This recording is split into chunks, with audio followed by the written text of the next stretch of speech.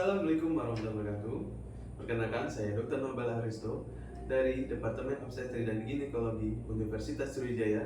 Kali ini saya akan menjelaskan tentang kontrasepsi. Kontrasepsi adalah cara atau metode untuk mencegah fertilisasi sehingga tidak terjadinya kehamilan. Ada dua macam jenis kontrasepsi, yaitu hormonal dan non-hormonal. Hormonal contohnya pil KB, KB suntik, dan implan. Non-hormonal yaitu coitus interruptus, pesarium, metode barier, dan juga sterilisasi.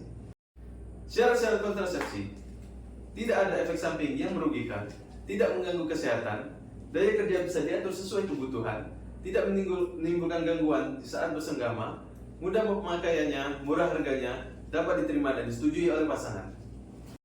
Pil KB ada dua macam, pil oral kombinasi dan mini pil. Pil oral kombinasi terdiri dari progestin dan estrogen, sedangkan mini pil hanya berisi progestin.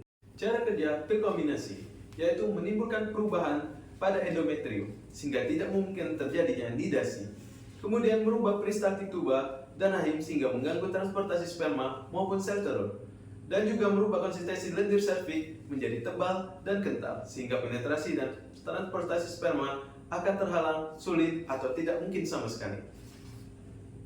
Kerugian pil KB kombinasi yaitu dapat menyebabkan mual, pusing, pendarahan atau bercak, tidak haid atau amenorrhea, dan tidak dapat mencegah infeksi menular seksual. KB suntik. Ada dua macam KB suntik. Ada KB suntik progestin saja dan ada KB suntik kombinasi. KB suntik. Ada dua macam KB suntik. KB suntik kombinasi diberikan secara intramuskular dan diberikan 1 bulan sekali. KB suntik progestin diberikan secara intramuskular dan diberikan 3 bulan sekali. Cara kerja KB suntik yaitu dengan menghalangi terjadinya ovulasi dengan menekan jalan pembentukan releasing factor dan hipotalamus dan menyebabkan lendir serviks bertambah kental sehingga menghambat penetrasi sperma yang melalui serviks uteri. Keuntungan suntik KB yaitu efektivitas tinggi, sederhana pemakaiannya, dan cocok untuk ibu menyusui. Namun, KB suntik juga ada kekurangan, yaitu haid tidak teratur, mual, sakit kepala, nyeri payudara ringan, penambahan berat badan, tidak dapat melindungi dari infeksi menular seksual, dan juga terjadinya terlambatnya pemulihan kesuburan setelah penghentian pemakaian. Kontrasepsi implan adalah kontrasepsi hormonal jangka panjang, yaitu dengan cara memasukkan batang implan pada lengan atas ibu dan bertahan 3-5 tahun. KB implan bekerja dengan cara menekan ovulasi, menyebabkan lendir serviks menjadi kental, mengganggu proses pembentukan endometrium sehingga sulit terjadinya implantasi dan juga mengurangi transportasi sperma. Berikutnya adalah KB non-hormonal. Yang pertama adalah coitus interruptus. Adalah metode di mana ejakulasi dilakukan di luar vagina, namun efektivitasnya hanya 70-80%. Faktor kegagalan biasanya terjadi karena keluarnya sperma duluan sebelum ejakulasi, orgasme berulang, atau terlambat mengeluarkan alat kelamin sebelum ejakulasi terjadi. Kontrasepsi non-hormonal berikutnya yaitu metode barier, terdiri dari kondom, diafragma, dan spermisida. Metode barier ini memiliki keuntungan yaitu mudah didapat dan digunakan, mengurangi risiko IMS, tidak mempengaruhi kesuburan, dan dapat digunakan saat dibutuhkan. Kondom bekerja dengan cara menghalangi bertemunya sperma dengan sel telur, dengan cara menahan sperma pada ujung selubung karet agar tidak mengarah ke dalam saluran reproduksi wanita. Diafragma yaitu lingkaran cincin yang dilapisi karet fleksibel yang akan menutup mulut rahim bila dipasang dalam liang vagina 6 jam sebelum senggama.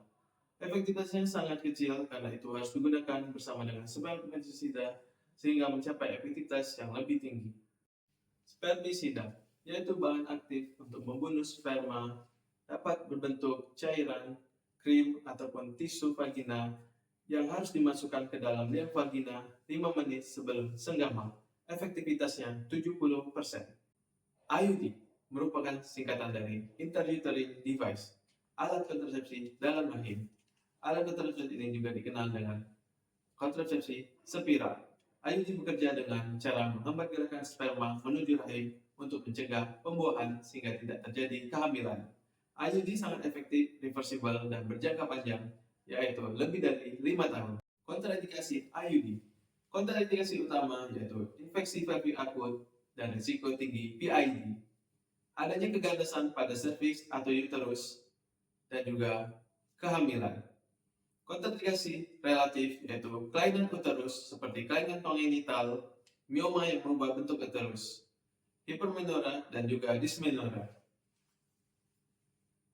Berikutnya adalah kontrasepsi mentak atau kontak, yaitu terdiri dari tubektomi dan vasektomi. Tubektomi. Tubektomi adalah prosedur bedah untuk menghentikan fertilitas seorang wanita secara permanen dengan cara mengikat atau memotong saluran tuba sehingga sperma tidak bisa bertemu dengan ovum. Keuntungan tubektomi yaitu sangat efektif, tidak mempengaruhi proses menyusui, tidak mengganggu senggama, merupakan kontrasepsi pilihan bagi pasien apabila hamil merupakan risiko kesehatan yang serius, tidak ada perubahan di dalam fungsi seksual ataupun reproduksi hormonal. Namun, tubektomi memiliki keterbatasan, yaitu pembedahan harus dilakukan oleh dokter yang terlatih, tidak melindungi diri dari IMS termasuk HIV dan HPV, dan juga tuba dapat bergabung dan menjadi fertil kembali. Vasektomi adalah salah satu KB pria yang mencegah kehamilan pada pasangannya. Prosedur ini merupakan metode kontrasepsi yang sifatnya permanen, dengan cara memotong vas deferens sehingga alur transportasi sperma terhambat dan proses fertilisasi tidak terjadi. Keuntungan kontrasepsi vasektomi yaitu sangat efektif dan permanen, tidak ada efek samping jangka panjang, dan juga tindakan lebih aman dan sederhana. Namun, vasektomi juga memiliki keterbatasan, yaitu efektif setelah 2 bulan pasca operasi atau setelah 15-20 kali ejakulasi dengan tes semen negatif, dan juga tidak melindungi dari IMS. Terima kasih telah menyaksikan video ini, semoga bermanfaat dan sampai bertemu pada video berikutnya.